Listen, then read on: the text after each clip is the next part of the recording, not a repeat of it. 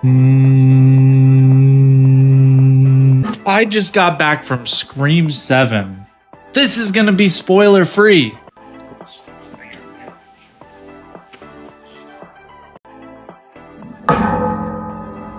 There we go.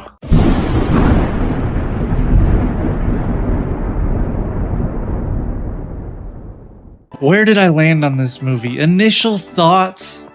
I need to see it again. Now, I went into it with super high expectations. I think it's the fan in me, but I really wanted this to be a movie where we talked about it being the best sequel out of all of them. I really wanted that movie that's like, man, is this better than the original? Which I'm starting to learn, obviously, that's not something that's gonna happen. To start off, I didn't hate this movie. I liked it. I mean, I'm a fan of Scream movies. There isn't a movie that I dislike. I've watched all of them countless times. And one thing with all of my rewatches, I end up moving them around and placing them in different orders as time goes on. But off of a single watch, quick take, it's in the middle of the pack. There were some wow moments of the movie, whether it be dialogue or Gale's entrance or the kills. There were definitely some wow moments. The kills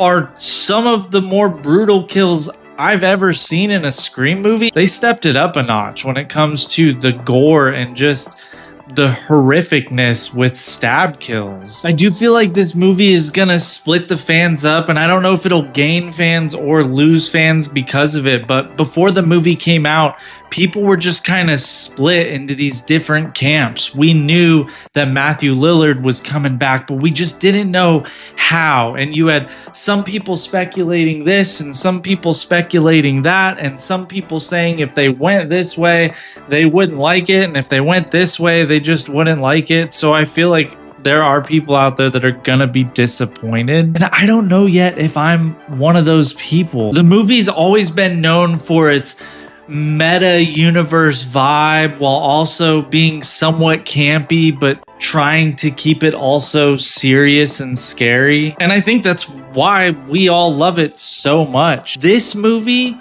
is the most meta, the most campy version of Scream, and I'm on the fence on how I feel about that. Watching this movie made me realize the first Scream movie just had a perfect chemistry to it. It was able to be meta and campy in a way, but also it stayed in a very serious tone, and it never kind of withered from that tone. There were so many cool Easter eggs and dialogue callbacks to previous movies and events that we know that happens, but it was damn near breaking the fourth wall. Like, we were just one look at the camera away from this being a total fourth wall break. And again, I need to see this movie again. I don't know where that lands for me right now. And it made so much of the movie just damn near comical, but it also seemed intended to be comical in the way. Gale's entrance to the movie,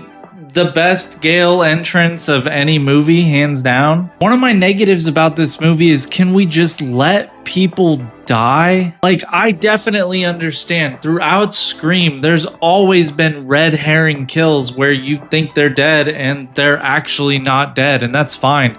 But also in previous Scream movies, they weren't afraid of taking out an important character and keeping them out. For example, Chad and Mindy. I mean, Mindy was questionable. We didn't get to see a lot, but Chad, like, oh my God, this guy's a cat. How many lives does he get? When you're showing Sydney's life 30 years after these events, and she has a family with a husband and kids and a daughter that was her age when all of the shit happened in 96, and you already brutally stabbed the husband, why can't he just stay dead? It's almost like they do it as a, oh, guess what? He's still alive. When really I just sit there like, man, can you just let anyone die? Have true loss in the movie. Sure, maybe they'd make it out of a movie, but even Randy got it in the second movie. I mean, Dewey even got it in Scream 5, and he was a pivotal character. If you're not Sidney Prescott,